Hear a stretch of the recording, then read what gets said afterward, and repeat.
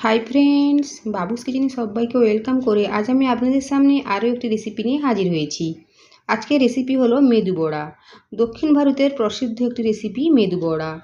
তা চলুন যা যাক রেসিপির দিকে। আমি কিভাবে বানিয়ে নিয়েছি বাড়িতেই খুব সহজে মেদু বড়া, আর ভিডিওটি স্কিপ না করে লাস্ট পর্যন্ত দেখার জন্য অনুরোধ রইল।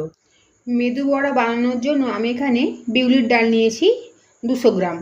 ডালটা আমি সারা রাত্রি ভিজিয়ে রেখেছিলাম, তারপরে জল থেকে তুলে নিয়ে এভাবে একটা বড় ছাঁকনির মধ্যে রেখে দিয়েছি। এর থেকে যে এক্সট্রা জলটা নিচে ঝরে যাবে। এখন ডালটা বেটে নেব। মিক্সিং গ্রাইন্ডার নিয়েছি, এর মধ্যে ডালটা দিয়ে দেবো।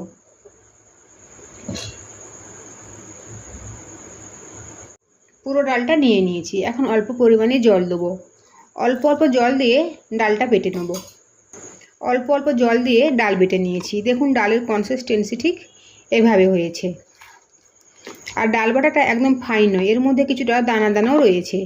এখন একটা পাত্রের মধ্যে ডাল বাটা ঢেলে নেব। একটা বড় পাত্রের মধ্যে ডাল বাটা নিয়েছি। এখন ডাল বাটা কিছুক্ষণ সময় নিয়ে হাত দিয়ে ফেটিয়ে নেব।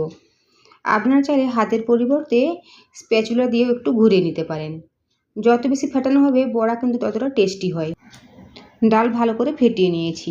ডালের কালার অনেকখানি চেঞ্জ হয়ে গিয়েছে, মানে অনেকটা সাদা সাদা হয়ে গিয়েছে। এখন ডাল বাটার মধ্যে দিয়েছি 1 কাপ পরিমাণে সুজি ডাল বাটার সাথে মিশিয়ে নেব। সুজি দেওয়ার ফলে বড়াগুলো খেতে কিন্তু খুব টেস্টি হয়।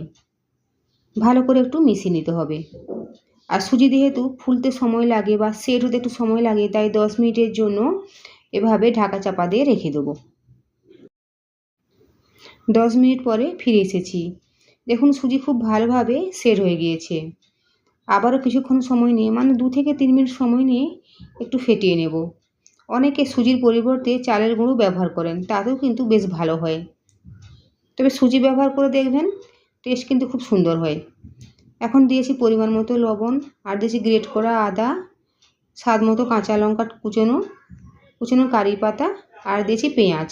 পেঁয়াজটা চাইলে আপনারা স্কিপ করতে পারেন, তবে পেঁয়াজ দিলেও টেস্ট আরও ভালো হয়। আবারও সমস্ত উপকরণ ডাল বাটার সাথে মিশিয়ে নেব। সব কিছু ভালো করে মিশিয়ে নিয়েছি। মেদু বড়ার শেপ দেওয়ার জন্য হাতের মধ্যে প্রথমে জল নিয়েছি, আর এখন ডাল বাটাটা হাতের মধ্যে নেব। নিয়ে ঠিক এভাবে প্রথমে প্লেন করে দেবো বা সমান করে দেবো। তারপরে মাঝে একটা হোল করে দেবো আঙুল দিয়ে। দেখুন মেদু বড়ার শেপ হয়ে গিয়েছে। আর ওদিকে কড়াইতে তেল গরম বসিয়েছি, কড়াই তেলের মধ্যে ছেড়ে দেবো। বড়া ভাজার জন্য হাই ফ্লেমে তেল গরম করে নিয়েছি। গ্যাসের ফ্লেমে এখন মিডিয়াম টু হাই রেখে এই মেদু বড়াগুলো তেলের মধ্যে ছেড়ে দেবো। খেয়াল রাখতে হবে, যতবার বড়াগুলো তেলের মধ্যে ছাড়া হবে ততবারই কিন্তু জল হাত করে বড়াগুলো হাতের মধ্যে নিয়ে তারপরে তেলের মধ্যে ছাড়তে হবে। তার ফলে হাতের মধ্যে কিন্তু বড়াগুলো বা ডাল বাটা জড়িয়ে যাবে না, নইলে হাতের মধ্যে ডাল বাটা জড়িয়ে যাবে। এখন গ্যাসের ফ্লেম ঠিক একই অবস্থায় রেখে নেড়ে চেড়ে গোল্ডেন ব্রাউন করে ভেজে নিতে হবে। দেখুন এভাবে উল্টে পাল্টে ভেজে নিতে হবে। মেদু বড়ার শেপ হয়তো ঠিক মতো দিতে পারলাম না, তবে এভাবে আবার বানিয়ে দেখবেন, খেতে কিন্তু দারুণ টেস্টি হয়।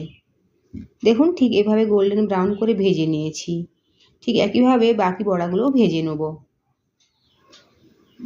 তৈরি হয়ে গিয়েছে ক্রিস্পি মেদু বড়া, একদম দক্ষিণ ভারতের স্টাইলে বানানো মেদু বড়া। আজকের আমার এই রেসিপি যদি ভালো লেগে থাকে তো অবশ্যই কমেন্ট করে জানাবেন কেমন হয়েছে। সাথে চ্যানেলটি সাবস্ক্রাইব করার জন্য অনুরোধ রইল, আর বাবুস কিচেন ফেসবুক পেজটি ফলো করার অনুরোধ রইল।